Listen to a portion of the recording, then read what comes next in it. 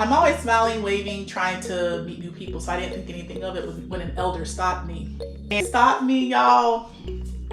And he told me, he says, hello. And I was like, hi, hello, nice to meet you. And then he proceeded to basically give me the rundown of how I am a very beautiful young lady, but I do not need to wear all of these weaves. You don't need to do all this makeup. You really don't need to do that. You're beautiful just the way you naturally are. I also want to let him know I normally do wear my hair natural. I've been natural for most of my life.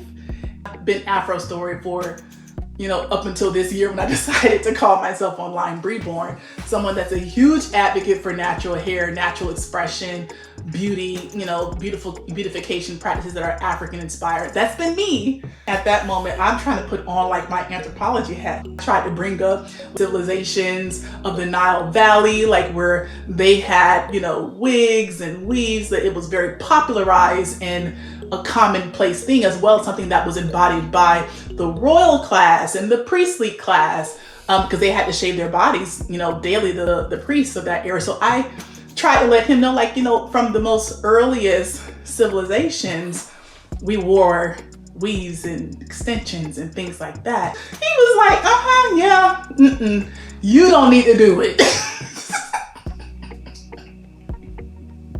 I was just like, and that whole conversation, it ended up, long story short, it led to me actually admitting to myself, and I think I even voiced it to him, that yeah, I thought it would be easier to don my Igbo attire in the crown with like my hair as stretched as possible. Like, I had to eventually admit that I'm thinking about the rain, I'm thinking about all the humidity, and it's just like, in Maroon country, let's be clear, in Maroon country, it's gonna rain, okay?